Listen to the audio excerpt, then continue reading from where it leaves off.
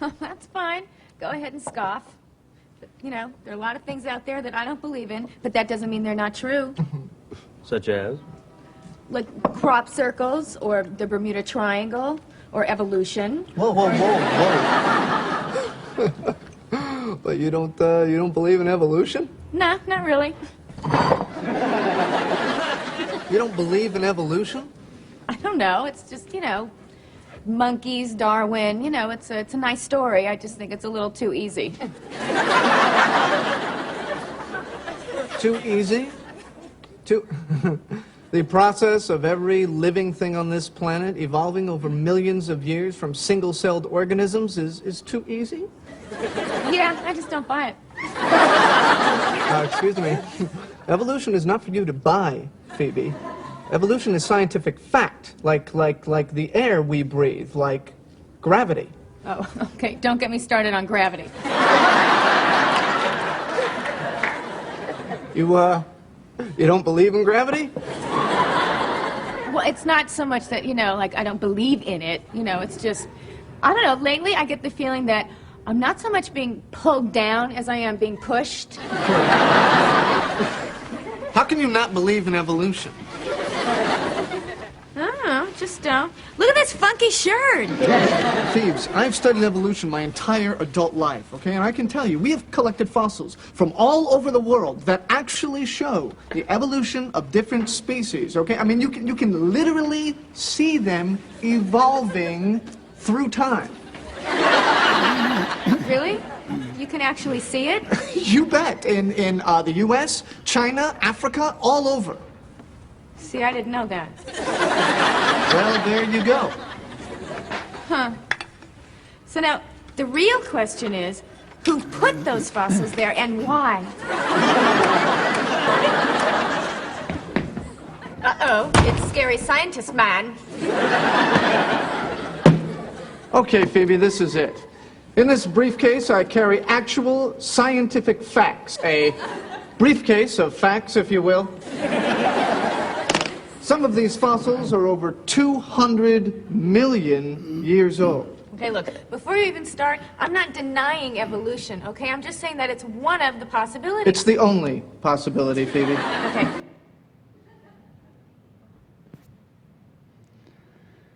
So let's, with that very inspiring clip, let's go ahead and pray a minute, and we'll barrel in. We got a lot of ground to cover tonight, and Lord, we just thank you for your presence. It's so evident that you are here during that time of worship.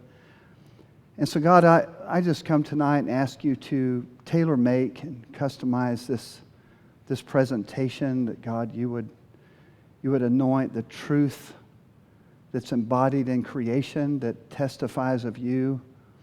Lord, I pray for anybody here tonight that might struggle with doubt, or they may struggle with unbelief because of what they've been taught. And so, God, we pray tonight, we break that spirit of doubt and unbelief. And we just pray for a liberating spirit in this place as we contemplate the evidence for creation. We pray it in Jesus' name. Amen. So last week, I actually took some time and laid out the evidence for evolution, kind of like what are the 5 things that an evolutionist will use to build their case. And so as we go through the series over the next few weeks, we will eventually have unraveled all 5 of those fairly sufficiently. The common area of confusion comes with this idea of macro versus microevolution.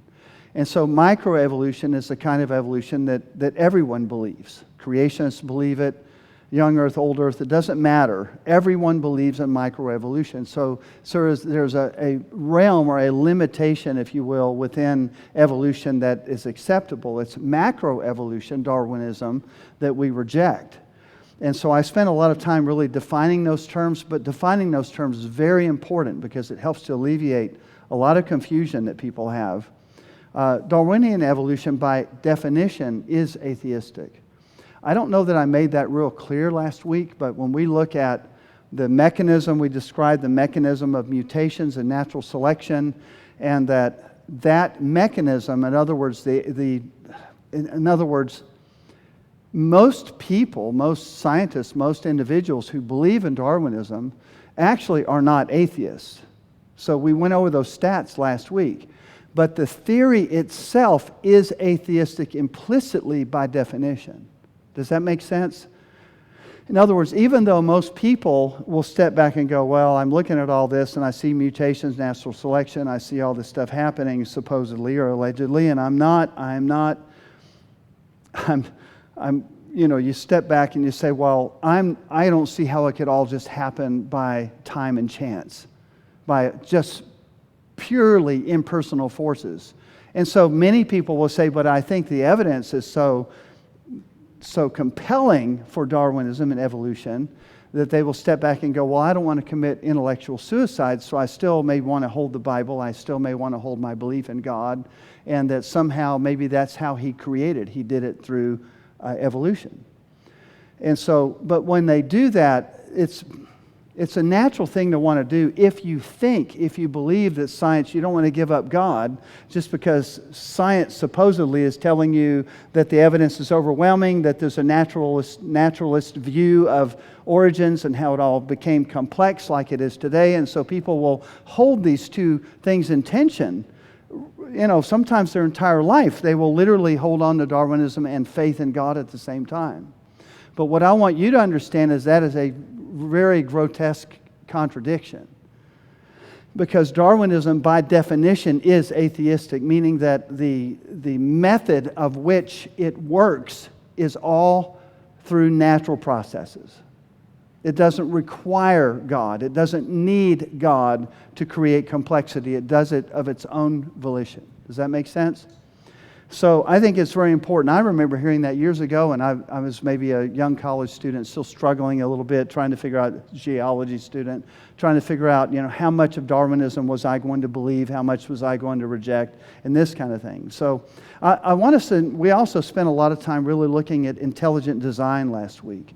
We went through 3 components of intelligent design. We spent a lot of time looking at DNA, the intricate designs of nanomachines and all this within the cell. We looked at irreducible complexity, which is the flagellum. You see the picture of it there. But I want us to watch this clip. This is a scientist talking about the evidence. This is from the movie Expelled. Where does the information come from? Nothing we've ever seen in the physical world. That's got to be firmly grasped. That's not something we can just say, oh, well, it's just a little bit more of the same old, same old. It's not the same old, same old. We are finding is that there's information that's in the cell that cannot be accounted for in terms of these undirected material causes. So It has to be. and so there's some other, so it has to be an information source. So one of the key questions faced by modern biology is, where do you get information from? Well, Darwin assumed that the increase in information comes from natural selection. But natural selection reduces genetic information, and we know this from all the genetic population studies that we have. And where does the new genetic information going to come from? Well, that's the big question. So when we find information in the DNA molecule, the most likely explanation is that it too had an intelligent source. I mean, we need engineering principles to understand these systems, okay? I mean, it's only because of our advancements in nanotechnology that we can even begin to appreciate these systems. But using intelligent design didn't seem to stop the scientists I spoke with, so why all the controversy? Suppose we find, simply as a matter of fact, that our scientific inquiries point in one direction. Which is that there's an intelligent creator. Why should we eliminate that from discussion? Streng verboten? How come? Why? Streng verboten. Very good. What does streng verboten mean? Strongly forbidden. Strongly forbidden. We got 2 possible hypotheses.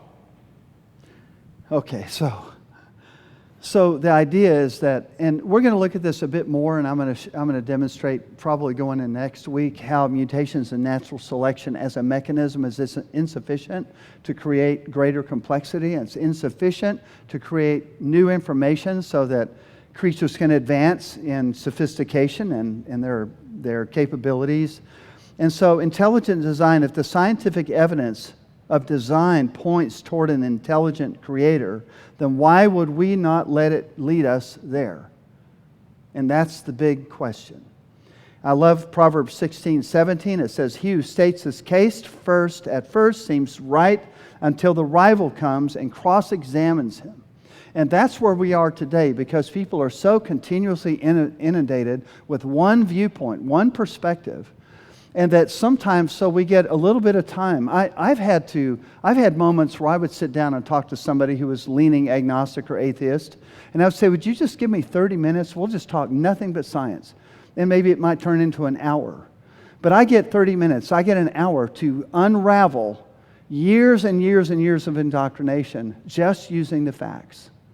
And it is amazing to me how much impact a 1-hour discussion can have on somebody's life just because they literally have never heard a perspective that included an intelligent designer, creation, looking at the rock record, physics, biology, and so forth, as far as where is the evidence that actually supports creation, or evolution, I mean. So I had somebody I was having a conversation with recently, and I asked them, I said, I'm a biology instructor, and I said, so tell me, give me your best shot.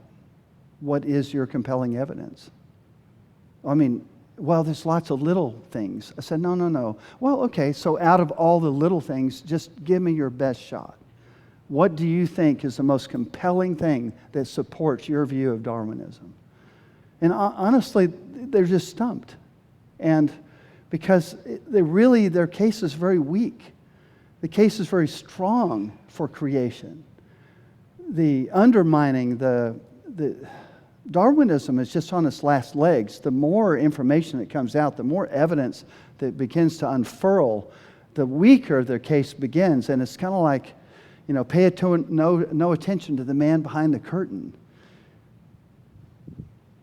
And so literally in the college, university classes, a lot of facts and information that's censored because it undermines the theory itself, the sacred cow of education today. So the basis on which we're going to proceed now is the way I approach this from an evidential standpoint, this way really a lot of people do and a lot of scientists do, is we're going to call it the two-model approach. Maybe you've heard of this before. But what I want to talk about is a little bit about how to understand predictions.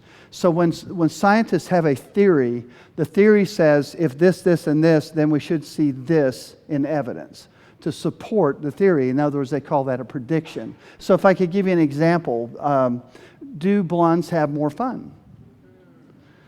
So, and then we'd have to really get deep with that, because does that count if you have colored blonde hair, or does it have to be natural blonde hair?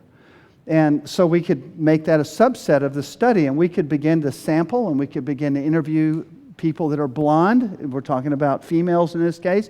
Do blonde females have more fun?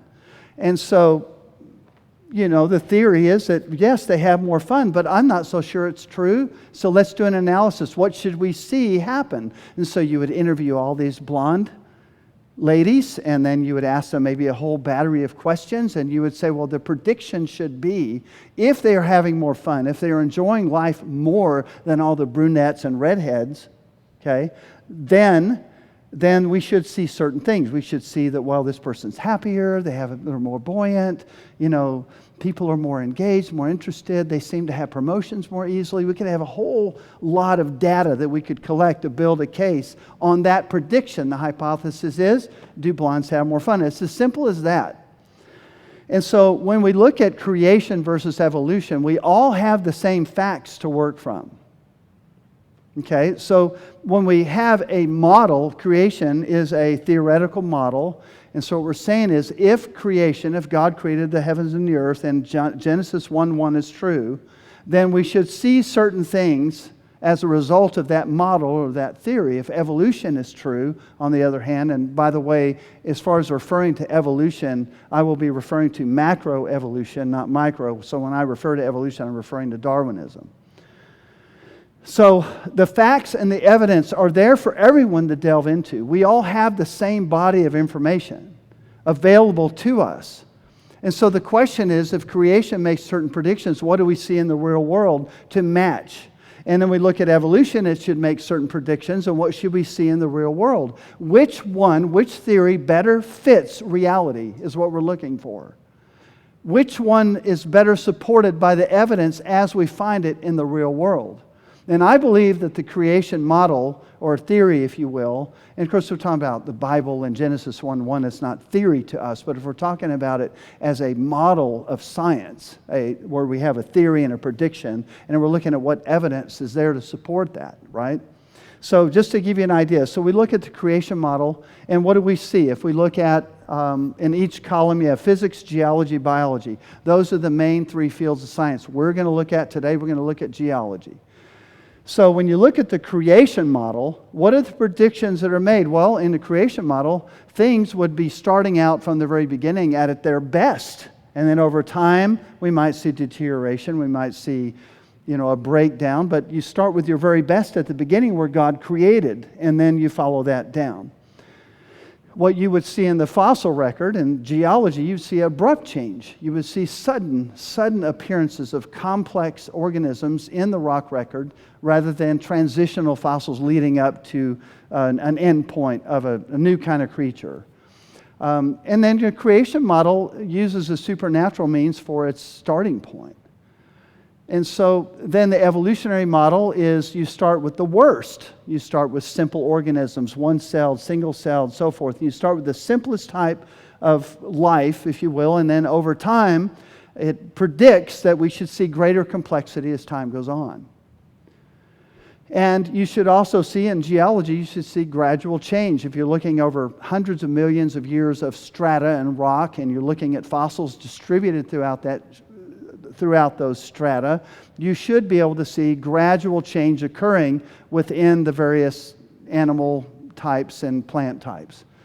And then biology would say that it all started from purely natural mechanistic means, okay?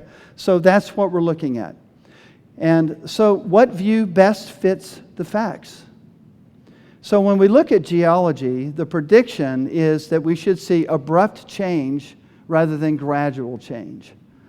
Let's talk about the fossils, because that's where, I remember, when I was in college, if you went to the biology department and you said, I just don't see, looking at your explanation, that it's enough. I don't know that I can be fully convinced of Darwinism based on what you're telling me if this is all we have. And so the biology department says, no, you don't understand. You need to go to the geology department.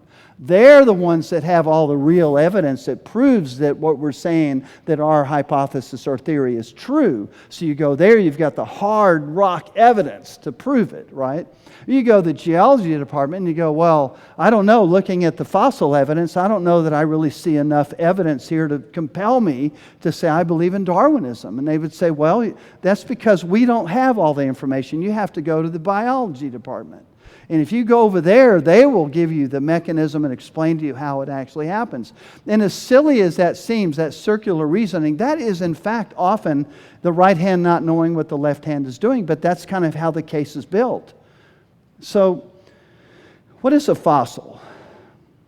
Did y'all bring any fossils tonight? I meant to bring a few. I'll have to bring some next week. Fossils, they are the remains or impression of a prehistoric organism preserved in petrified form or as a mold or a cast in a rock. Okay, more or less that's what a fossil is. And there's a picture, and of course you look at that picture, it's kind of a really cool picture. It shows a dinosaur dying on the left, and then he's buried in water in the second block, and then now there's sediment on top of him, and then eventually they dig him up, and he's a fossil find, right? Pretty simple. It looks pretty simple. But in fact, it's not that simple. And fossilization, for an animal to be preserved, that's not enough. That picture of the dinosaurs kind of submerged underwater is not enough to create a fossil. So if you're out swimming and you see a fish floating in the water, have you ever experienced that, like picked it up? I did it one time, I never did it again. So when fish die in the ocean, they float, at least for a long time. And it doesn't take very long, but if you pick one up, you thought, oh, there's a nice fishy, and it's dead, but you pick it up, and as a kid, you don't know any better, so you pick that thing up. Look, Dad, I got a fish. And it's been in there for a few days, and let me tell you, the stench will not come off your hands for days. I mean, it is really, really bad, and it hits you, deep. And so what I'm trying to help you understand is, so this is the idea. A lot of people picture fossilization occurring like on the left, when in fact what actually occurs is what's on the right. So when animals die, how do they become fossilized? Are animals today being fossilized?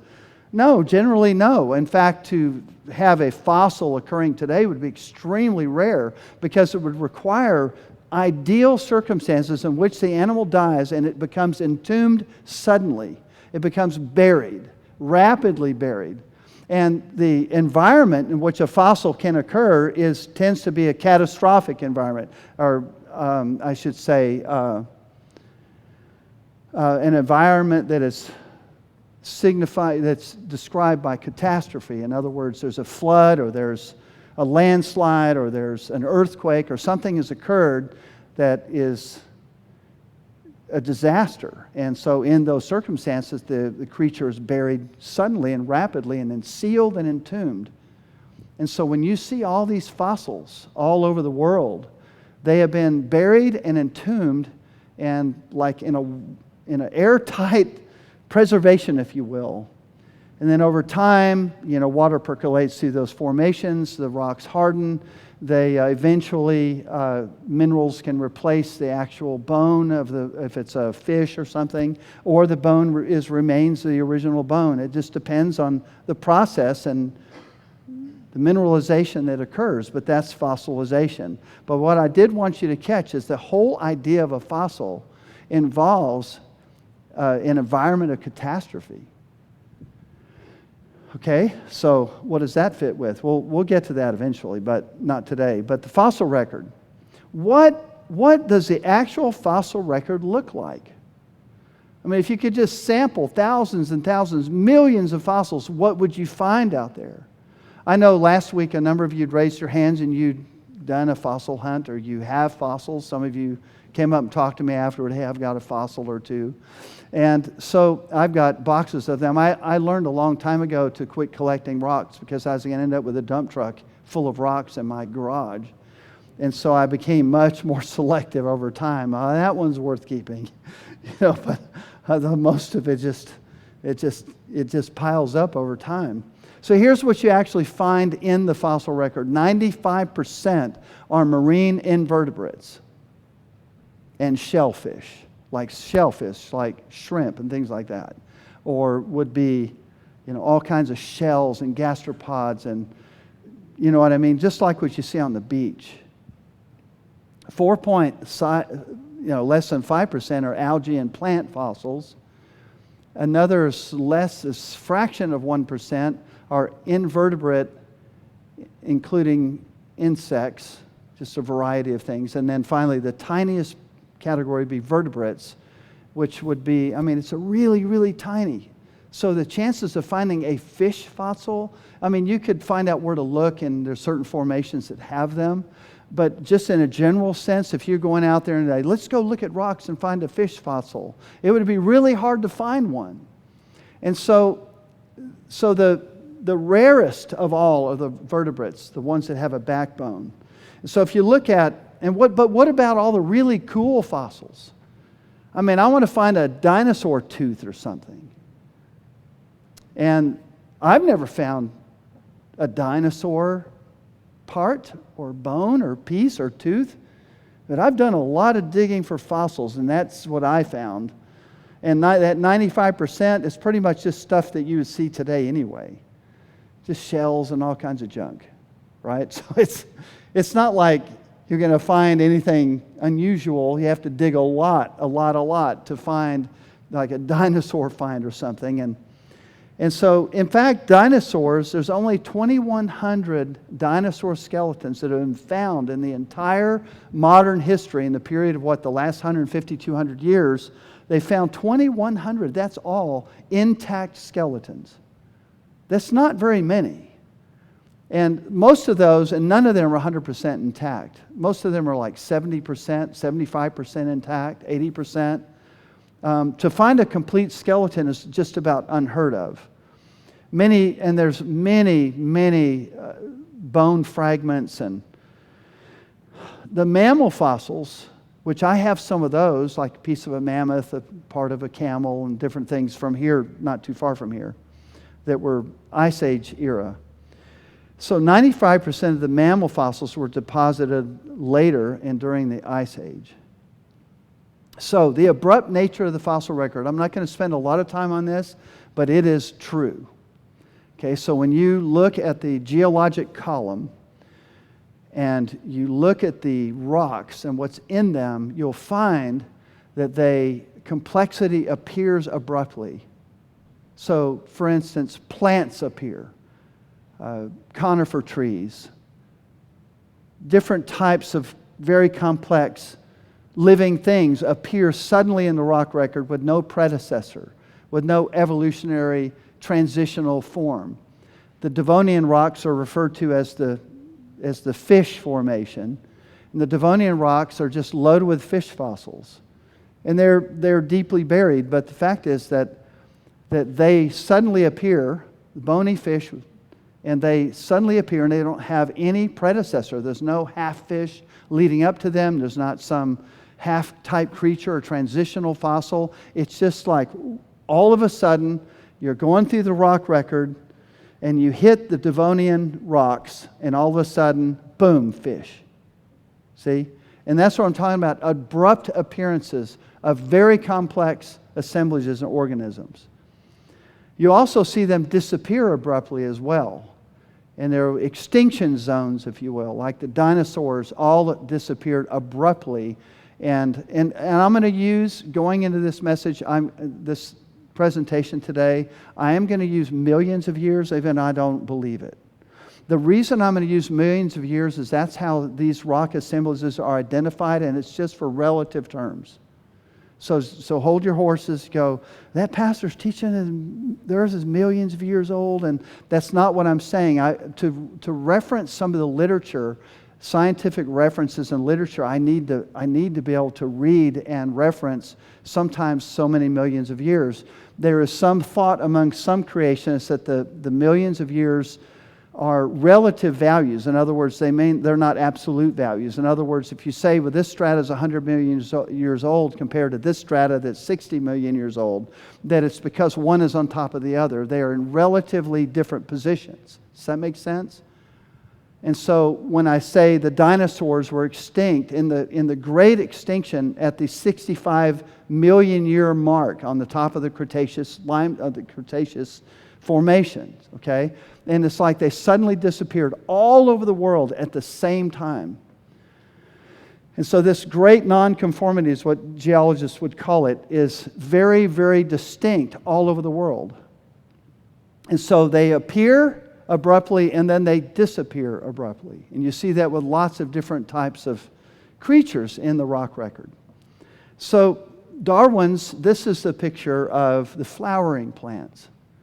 And there you have a fossil right next to the actual plant, and that's what I was saying earlier. A lot of the fossils are actually, in fact, most of them that I ever saw digging around are comparable to things that you see today. They're very ordinary.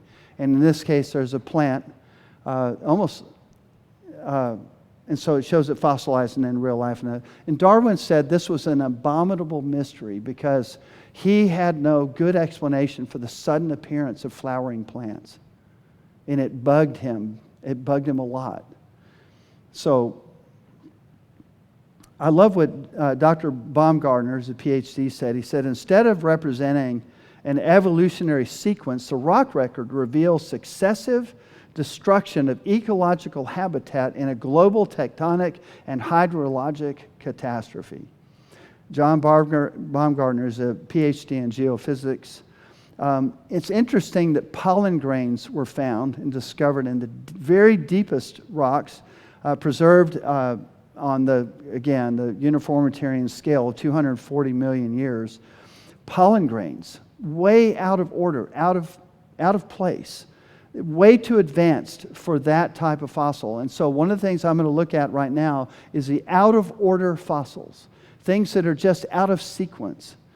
And so Richard Dawkins admitted, and this was a number of years ago, but he said, what would be evidence against evolution, and very strong evidence at that, would be the discovery of even a single fossil in the wrong geological stratum. I'm like, okay. They're all over the place. I'm like, in other words, if he's honest to his own statement, he should walk away from his whole evolutionary model. In other words, remember, he's making a prediction based on his model of evolution. You should see this, this, and this, and things should be in a certain order, and they should appear a certain way. But in fact, they do not. So, have a well-known clip from Jurassic Park. It's not too scary.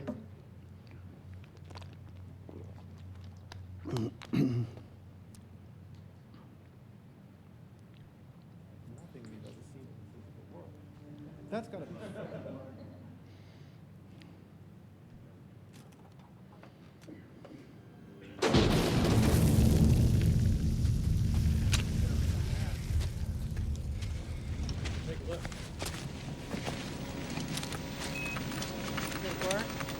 How long does this usually take? Shivering an immediate return. Shoot the radar into the ground and the bone bounces the image back. You won't even have to dig anymore.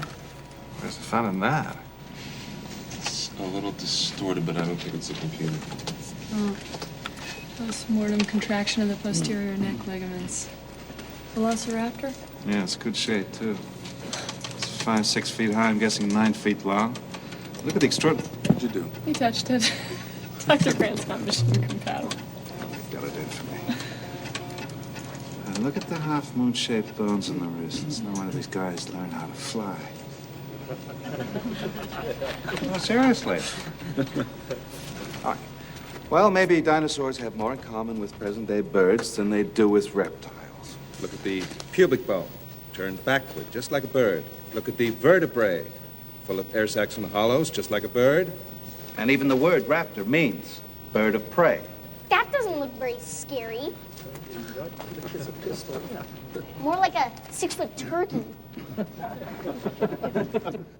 Okay, so this was an example of the dogma that we hear constantly, that birds evolved from theropods. Theropods, three-toed dinosaurs.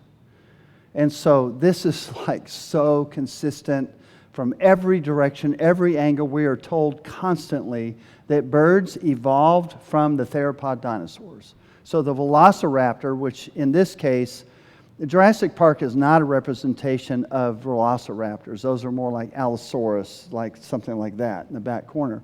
A velociraptor actually is the size of a turkey.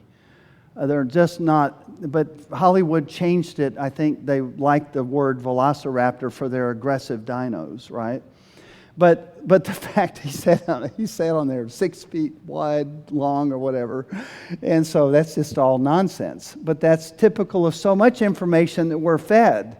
It's just not true. And there's an example, case in point. I mean, I love that movie, but the fact is that there's a lot of inaccuracies, and this is a big one that is propagated through textbooks and through our professors today and from National Geographic and Discovery Channel and everybody with all kinds of very fancy presentations that somehow the bird evolved from a three-toed dinosaur.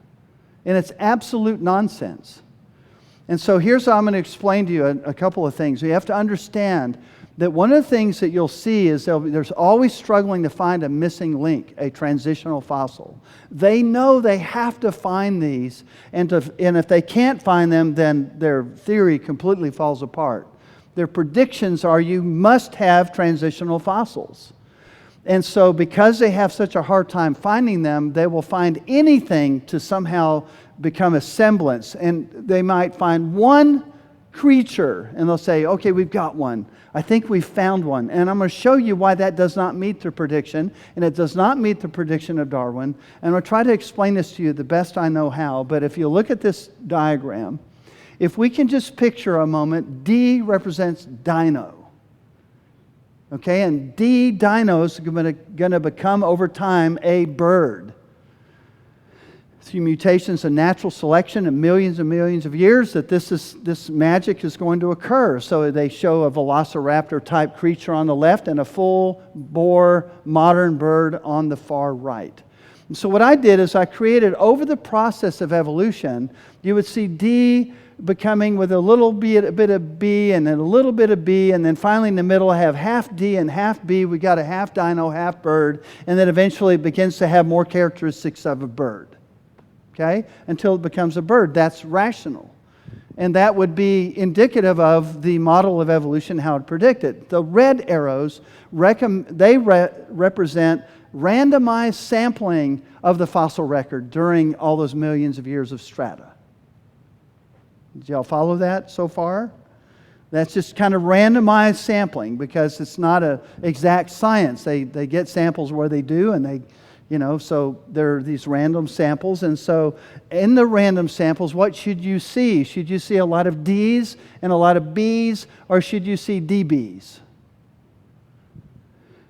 In other words, the prediction of the model is that in the rock record, what you should be seeing, almost all that you should be seeing are versions of D and B in combination. Maybe more D, more B, less B, whatever, right? In various percentages. But that's the model, that's the prediction, and that's what Darwin predicted. And now because this type of, so here's what I'm trying to get you to see. So what we should see in the rock record, we should see transitional fossils everywhere. We should not be having to struggle to find one. Well, I don't know. We got this kind of weird animal over here. Maybe it's a transitional of some kind. Okay, well, we found a bird that has teeth. That must be a special dinosaur. Okay, or whatever. But yet there's this huge gap between a flying creature with wings and feathers that are so precise and they're so fully developed that whether it has teeth or not, or it has a claw on its wings, is irrelevant. The fact that it is a flying bird, essentially like the Archaeopteryx. So when we look at this, so we should see transitional fossils. We should have trouble finding fossils that are not transitional. That should be the prediction that we make based on Darwinism. So National Geographic, if you look at this diagram, this is really interesting because what they do is, this is a diagram from one of their books, and you'll notice I don't want to step out. We're filming this, so I'm trying not to step out. I guess I need a laser pointer. But if you see the kind of blue-looking bird, this is Archaeopteryx. Okay, so then they're showing all these, the same thing I just showed you a moment ago. D and B, D, B, B, D, B, C. They're showing the same thing that I just showed you. They're saying, this is the prediction that we make. This is what happened. This is the way it went down. And so we got all these dinosaurs. We start at the left with a theropod, and eventually they develop characteristics of birds, and then eventually we have a bird and an Archaeopteryx and then a modern bird. Okay? It's exactly what I just showed you a moment ago. So why don't we see that in the fossil record? So, well, I thought we did. No, it's not there. All right, so here's the problem. With all of these chains, I don't care if it's the whale chain, the horse chain, the camel chain, the man chain, the series of these developing, beings or creatures. And so you show that it develops over time, it becomes this, it starts here, point A, and then becomes point B, and so forth. The problem with every chain is what I refer to as contemporaneous fossils. What that means is that they find a fossil that's out of place, that's out of sequence. The moment they do that, the entire series is obsolete. And we were in Big Bend recently. Well, it was last year or the year before. They have a new dinosaur exhibit. It's really cool, very well done. But I wish I'd, for anything, taken a picture because they had, was somebody there with me at the time? Was it the horse chain, the horse series? And they were showing the horse series. But it's amazing because it's a brand new exhibit, and yet the horse series was discredited 20 years ago. But yet they're still throwing it at us. So So when you look at this, and so National Geographic, here's what I want you to catch in this picture, is what they're portraying, and the Archaeopteryx, which is way over here to the right. In fact, in the fossil record, it's way to the left. You see I guess that's a velociraptor on the far, far left. Okay, so the Archaeopteryx is way before in the rock record the velociraptor. Most of the three-toed dinosaurs were in the Cretaceous, the Jurassic. Okay, Archaeopteryx is really found deep. They have about 11 of them they found around the world. And it's essentially, when they first found it, they called it a bird because they need a missing link so badly. They said, well, this looks like a missing link to us. It's got teeth and it's got little claws. But it's got wings. It flies. It has feathers. It's essentially a kind of a weird bird. We've got weird birds today. Maybe they're missing links to something. So what's wrong with this next picture? So when you look at this picture, this is a picture on the left of an actual velociraptor, but they put feathers on it. This is so criminal. Why would you do that to this fine creature? Okay, so they put a feather suit on this noble beast to suggest to us that the velociraptor is the predecessor of birds. The velociraptor existed when? In the strata that would be maybe like 70, 80 million years, 90 million years, something like that. It's not, believe me, these dates are not exact, ladies and gentlemen. I'll show you that eventually. I'll show you the whole breakdown of why the way they're dating stuff is so off. So the velociraptor, there it is right in front of me, the velociraptor 70 million years. And yet we just saw a picture that said that the Archaeopteryx evolved from, and the birds evolved from the velociraptor 70 million years ago. But yet the Archaeopteryx is found in sediments that are 150 million years old. This is not secret information. You can Wikipedia this. It's like public knowledge. And then there's a new one they found just a few years ago. I can't even say that name. It's Archaeornithura.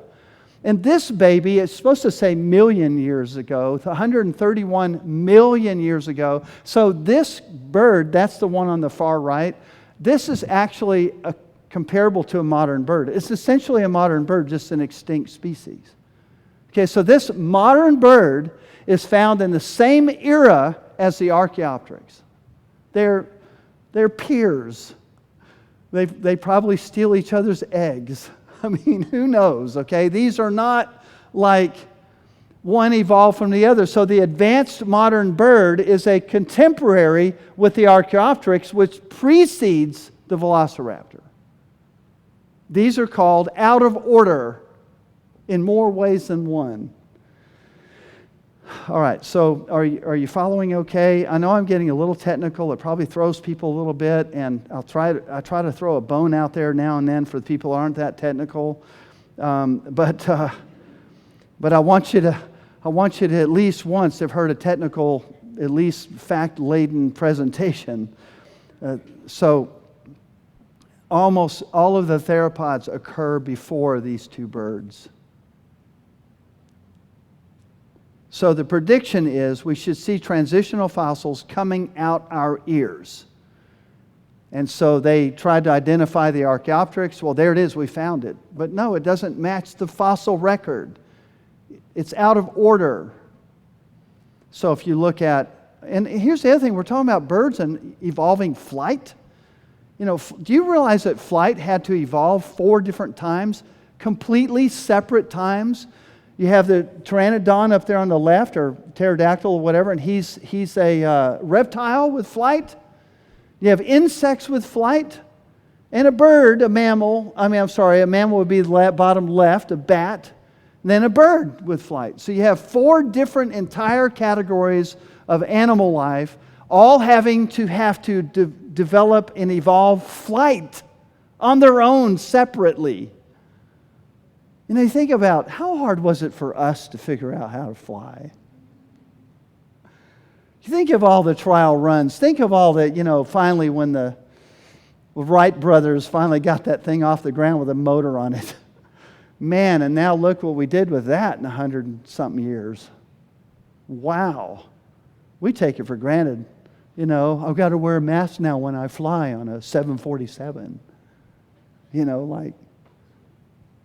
So once we figured that baby out, man, we tweaked it and tweaked it and tweaked it. We attached machine guns and bombs to those things, and sheesh. But it took us a long time to figure out flight, and that's applying engineering and intelligence and everything to it. But yet evolution did this 4 times using completely different mechanisms. Just look at a hummingbird. What a magnificent creature as far as being able to fly and navigate and maneuver like it does. And so now I'm going to give you a puzzle, trying to make it interesting here.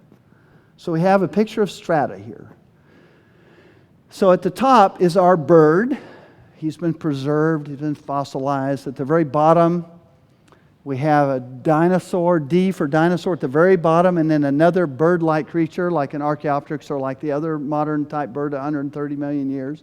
Okay, so kind of similar to what we've been looking at. And so you look up this strata, you go deep, old strata, top is new strata, and then in the middle, they find a fossil, and it's a BD fossil. It's a bird with dinosaur characteristics, and it's somewhere in the middle. So what is it?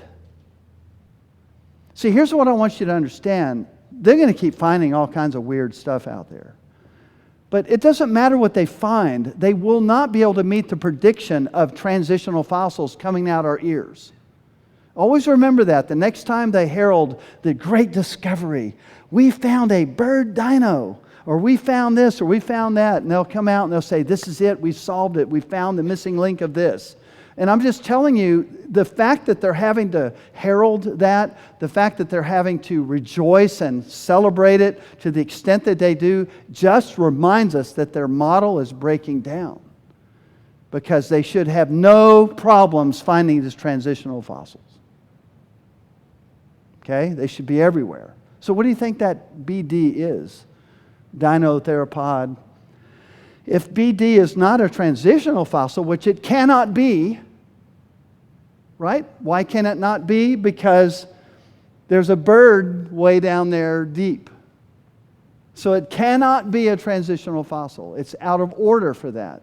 So then what is it? It's just another creature.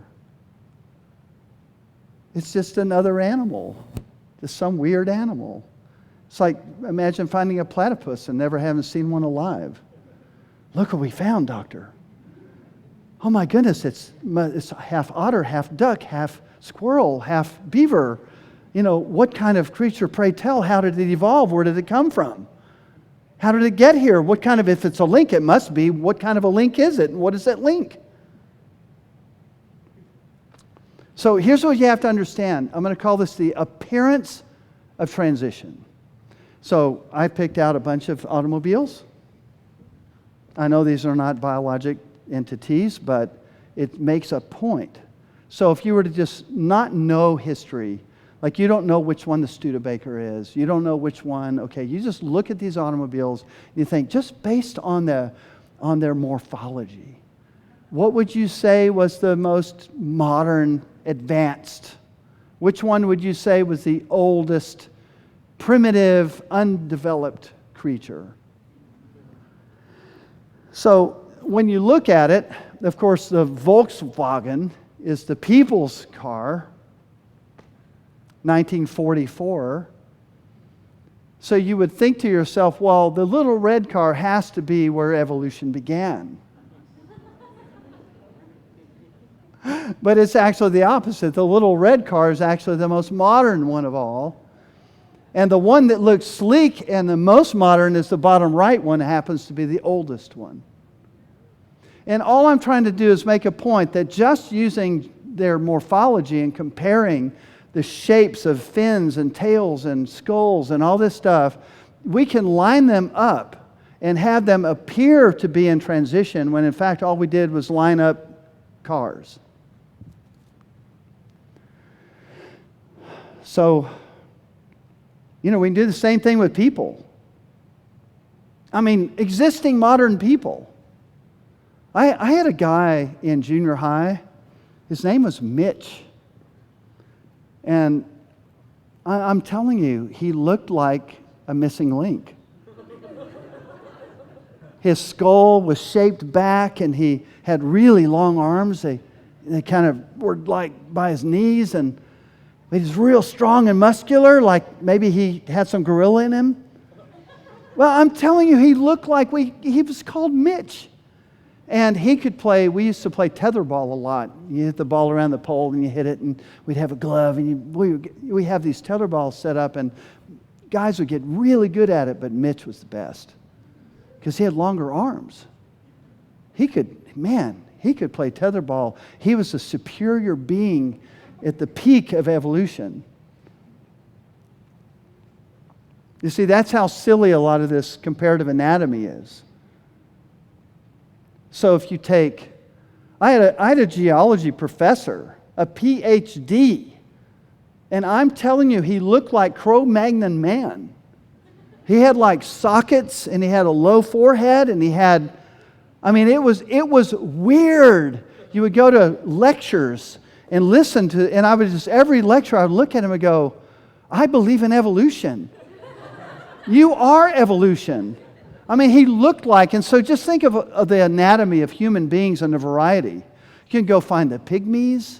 You can find really tall people, almost 7 feet tall. You can find all kinds of shapes and sizes and colors, and like the rainbow. I mean, we're really a variety. But if we just took a whole bunch of modern people that are deceased and took all their skulls and all their structures and all their skeletons, we could create an evolutionary chain just with modern people.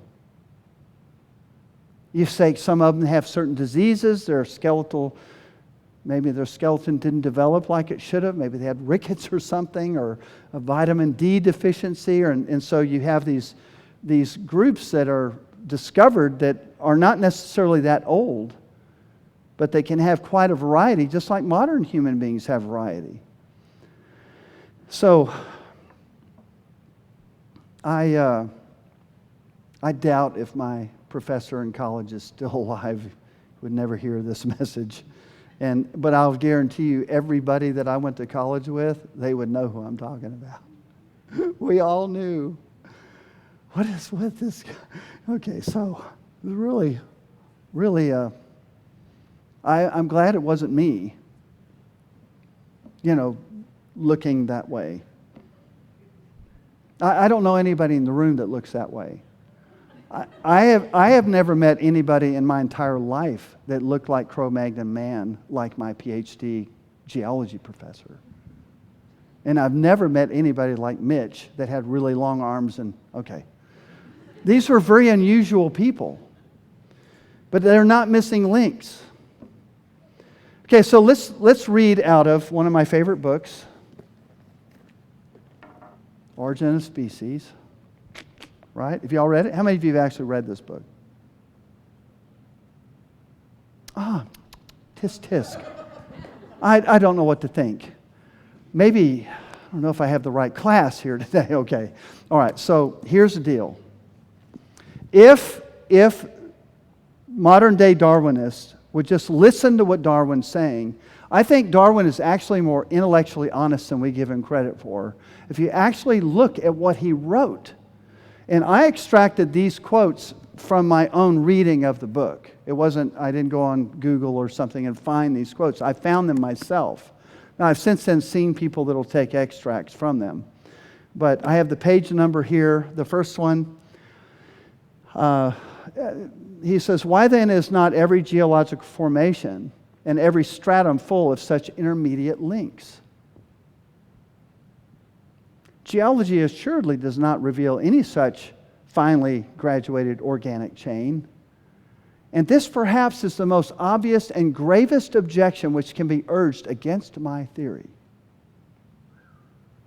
The explanation lies, I believe, in the extreme imperfection of the geological record. What does he mean by extreme imperfection? What he means is that we've only gathered so much sampling. We only have so many fossils. And in 100 years, you guys will see all these gaps fill in because our record, what we have, is imperfect. But in time, in 100 years or whatever, you will see all of the graduated sequences fill in. And if you don't, he's saying you should reject my theory. Now here we are 150 years later. Time to reject it. Page 307. He says, geological research, though it has added numerous species to existing and extinct genera, and has made the intervals between some few groups less wide than they otherwise would have been, yet has done scarcely anything in breaking down the distinction between species by connecting them together by numerous fine intermediate varieties. And this, not having been effected, is probably the gravest and most obvious of all of the many objections which may be urged against my views. And so it's these types of statements that Darwin made that make me think that even though he had this radical theory that took hold and went viral in our culture and our science and so forth, the fact is that he had some honesty as far as his theory and what the predictions should be. Remember, we're talking about the predictions, and so he's saying, I have a theory, and so therefore I believe the prediction should be this. If you don't see this outcome when you look at the rock record and you look at the evidence, then reject my theory. It's no good. And so guess what? Those fine gradations have never appeared, and so yes, we should reject his theory. So a true Darwinist should be agreeing with me. I agree with Darwin. I'm in complete agreement with these statements. Absolutely, we should reject his own theory based on a lack of evidence. The problem of contemporaneous fossils, these are fossils that are out of order, or they are peers, if you will. They live within the same strata, more or less. The one of the dino, the bird series, we really just spent some time on that. The other one's a horse series. The problem with the horse series is this, and this is why it was discarded so long ago, and that is that the big horse on the far left, the most advanced horse, was unfortunately for the theory found in the dog-like strata. Okay, where you see all the other horses and they go less, more and more primitive to the right. Well, the problem is when they found the big horse in the deeper sediments as a contemporary of the little guy, the dog-like creature, then the whole theory was ruined. Does that make sense? In other words, the whole theory is obsolete. Any honest scientist would reject that chain at that point, but yet here we saw it in Big Ben still, propaganda. And the reason it's very effective propaganda, because people look at this and they feel it's very compelling. It's a very vivid, very demonstrative view of the progress of evolution, and it looks so evidence-based, but in fact, it has no evidence at all. The other one we're going to look at is the whale series, which is the latest one that you hear about a lot. And this one's just absurd, honestly, ladies and gentlemen. It's just patently absurd. It's like some of the political policies today. I look at them and I go, oh my goodness, are they out of their minds? They want to defund police departments? What are they thinking? Are they crazy? It's like, this is the whale chain, the whale series. It's just absurd. And so National Geographic, looking at the whale chart, says the early whale swam polar waters during the Eocene period, some 49 million years ago. Its age suggests fully aquatic whales evolved from their mammalian ancestors more rapidly than previously thought. So, you know what they're saying? What they're saying is we found more evidence that's damaging our theory. And so now what they're saying is, man, this evolution must have happened really fast.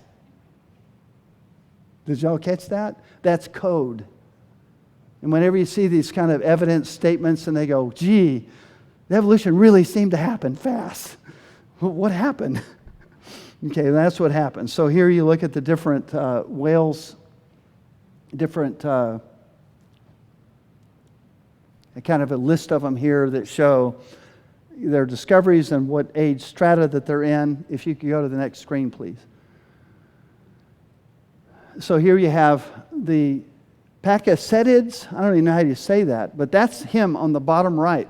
That is the alleged ancestor of a whale. And when I tell you this is absurd, there you have it. A whale came from a dog. It's just, I mean, it's so insane. And it just reminds me of the scripture that professing to be wise, they become fools. And so this little guy, this fancy dog that became a whale, is in approximately 50 million year old strata. Now here's where the problem came in. They found a new fossil jawbone of a fully aquatic whale at 49 million years.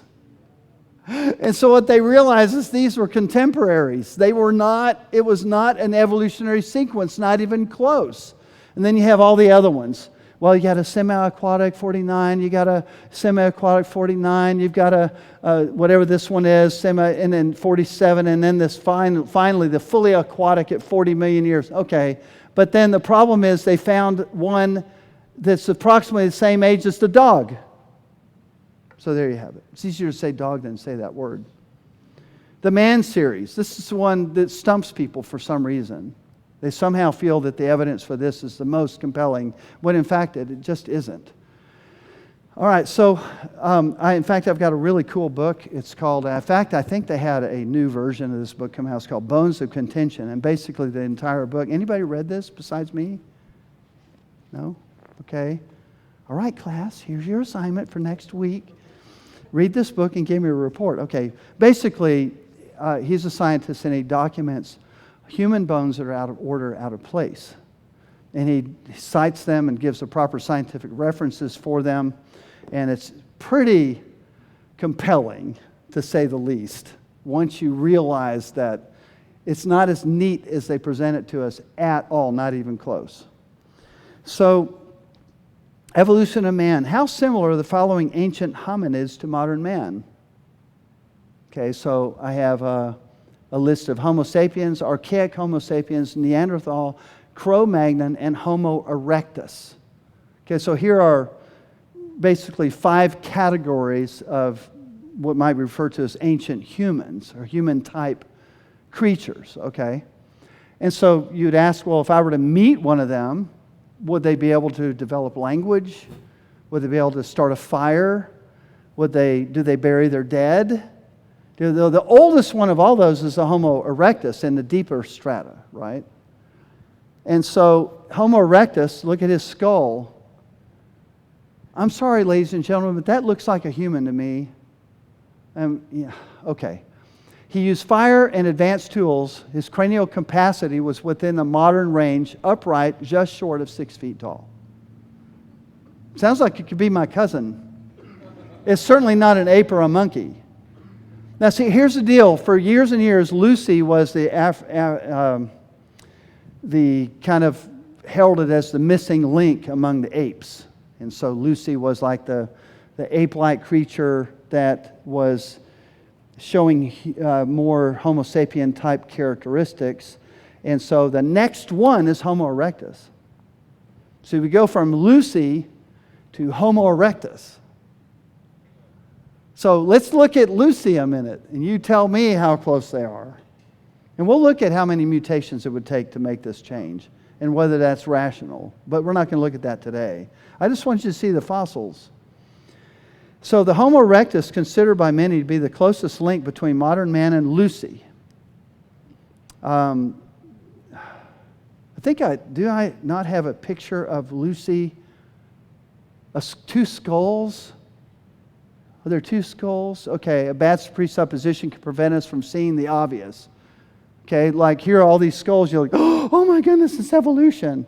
Well, not really, because the first one on the left, number 1, is a gorilla, and the next one, number 2, is like a chimp, and all the rest are the ones I just named you. So all the rest, the other 4, are all human, basically. Okay, so next slide. I don't see it. I had a slide that showed 2 skulls. Did we skip it? It shows a chimpanzee skull. There, yeah. Yes, that's the slide. I love this slide. The Australopithecus, I know you all want to say that, right? Afarensis. I have to practice this stuff, okay?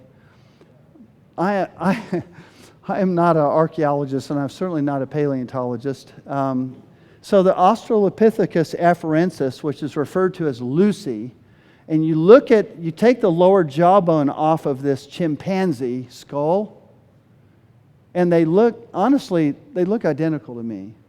The slope of the nose, the slope of they just look like the same creature to me.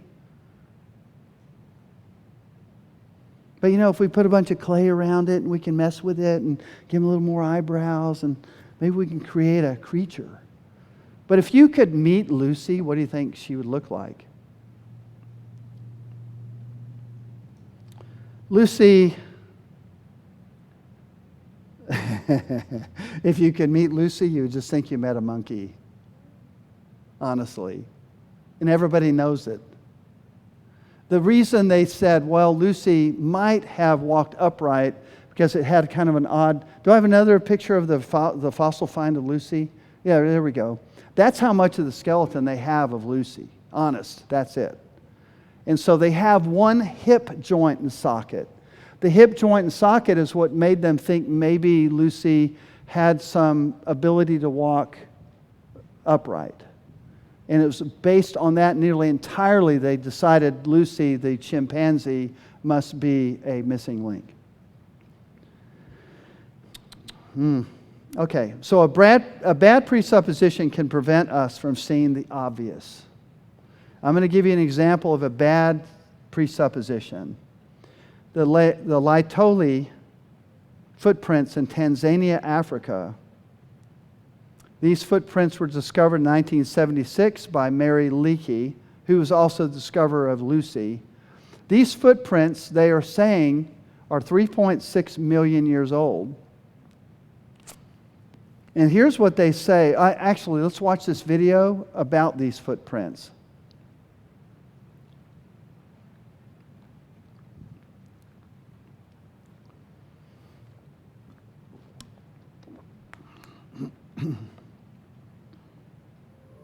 Three and a half million years later, anthropologist Mary Leakey found this path of footprints exposed once more by erosion.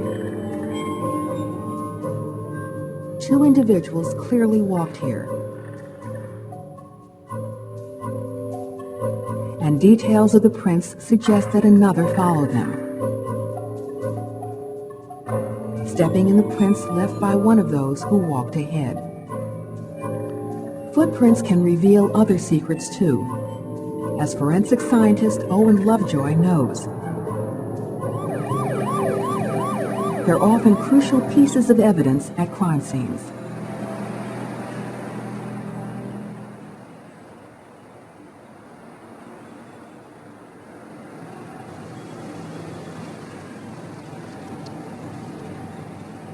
There's no better evidence than that provided by a footprint. That's what makes the Laetoli print so exciting, because they give us a direct record of how our ancestors walked almost 4 million years ago. When we compare the Laetoli print to that of a chimpanzee, the difference is immediately obvious. The chimpanzee, which is a quadruped but occasionally a biped, still has a free great toe, and that great toe extends out away from the foot and leaves a very distinct mark. On the other hand, when we compare the Laetoli print to that of a crime scene human print, they're virtually indistinguishable. The great toe is in line with the rest of the toes, and what this has done in the human and the Laetoli print is to create an arch. And that's a hallmark of typical modern upright locomotion, because the arch is an energy absorber. And that's the kind of fine-tuning that you would expect in a biped that had been that way for a very long period of time. Okay, so I don't know if you guys are realizing what they're doing. What they're saying is, this cannot be a human. It cannot be a human because it's out of order. This is an indication of human feet on an ape-like creature. But he's saying it's indistinguishable. It is identical. There's no difference between those footprints, which are way too old. Homo sapien was alleged to have developed at 200,000 years ago. And yet these footprints are 3.6 million years old by their dating methods. And so they're saying that it's impossible. It cannot be. It would jeopardize their entire structure that they built and their theories that they built around the evolution of man. So these footprints are just out of order. And so they've come up with the ridiculous. So we put human feet, because of those footprints, we're going to put human feet on a Lucy. And I don't see how Lucy, if you met Lucy, Lucy don't be like this high. Okay, it's like a chimp. So can you see hobbit feet on a chimp? I mean, really, and that's how absurd this gets. Okay, so, and so why were these footprints dismissed as not being human when the evidence indicates they were actually human footprints? So, it's for the reason I just said. These are less than okay, so anyway, this is a PBS program, and they're big pro-evolution. They've got the shades on, filter system. They cannot see the obvious. And they said this, in fact, they look so human-like. Some scientists had a hard time believing that they were made by Australopithecus afarensis, Lucy's species, the only human ancestor known to have lived at that time. And then another quote from the New Scientist, indistinguishable from those of modern humans. Following extensive research, it was concluded that the footprints resemble those of habitually unshod modern humans. If the footprints were not known to be so old, we would have readily concluded that they were made by a member of our genus. Okay, so that's the kind of bias that we're dealing with. And that's the kind of indoctrination. And so these individuals writing these things, they are deceived. And they're very indoctrinated. And they can't see the plain truth right in front of them. It could be screaming at them and they couldn't see it. So Lucy, if you could actually see Lucy, she would remind you of, would she be very upright, or would she maybe once in a while? A chimpanzee can walk upright. You've seen them do their thing. But they'd rather drag their knuckles. And I think Lucy dragged her knuckles. In fact, I think there was evidence of that too in her hands. Anyway, she was in every way like a chimp, ape, except the claim that she walked upright, period. Because of a valgus hip. In other words, the hip angle is bent in a certain degree more than a chimp. The curvature, here's another statement about Lucy. The curvature of the finger and toe bones of phalanges approaches that of modern-day apes and is most likely reflective of their ability to efficiently grasp branches and climb. The presence of a wrist-locking mechanism might suggest that they engaged in knuckle walking. That's Lucy. Sounds like a chimp to me. So there's another example. These are footprints from Kenya. These were claimed to be 1.5 million years old. It's basically the same story all over again. And they are, the headline is, if you could move the screen, please. The headline is 1.5 million year old fossil humans walked on modern feet. That's what I'm saying. And they have an illustration on the top right of what this creature would have looked like. When in fact, they would have looked like you and I or our uncle. Okay, the footprints show a pronounced human-like arch and short toes, typically associated with an upright bipedal stance. The size, spacing, and depth of the impressions with a basis of estimates of weight, stride, and gait, all found to be within, I think I blocked it out, but basically it says within, I think within the range of human or Homo sapien. So one of my pictures is overriding the image. So anyway, I'm going to wrap up. Summary. Y'all had enough data? I don't feel like I've lost you too much, but okay. So the fossil record, 3 big things: abrupt appearance, trees, fish, reptiles, and mammals. with no predecessors, no transitional fossils. The second thing is the missing transitional forms. In other words, it's a complete prediction failure of what you should see in the fossil record if evolution had occurred. Out-of-place fossils, that is the contemporaneous ones. We looked at the bird, the whale, the horse, and the man series to show how they are misinterpreting fossils and rationalizing their existence when actually it's showing that their theories are defunct. Okay? So next week we will look under the hood. We're going to spend a little time with biology, and it'll be an interesting view, so you can see that on the biology, we go over to their department, we'll see that they're completely bankrupt at being able to explain the mechanism of evolution. So we'll look at that, and we're going to come back to geology in the series, by the way. Some real cool parts coming. I almost want to take Q&A, but we're actually planning to do Q&A at the end of the 6th part. But we can always visit, and I think they're going to start whipping up some pancakes in a moment. And so let's stand together. I'll go ahead and close in prayer. Hopefully you all learned something. This is meaningful.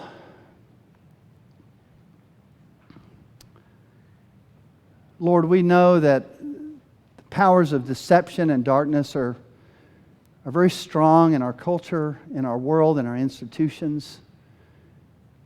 And God, our prayer is that we are clear-minded. We know what we believe and why we believe it. And that we can have the ability to carry on conversations with people because we have a better grasp of the facts. So Lord, our simple prayer is that not only would we be confident in our faith, our personal faith, and walk with you, and confident in the Word of God, that Genesis 1:1 is true in every sense of the word, but that we'd also develop that confidence to be able to interface with the world around us and represent the truth and to represent you in your ways well. We pray this all tonight in the mighty name of Jesus. Amen. Thank you all. Thank you for coming out tonight and being so attentive.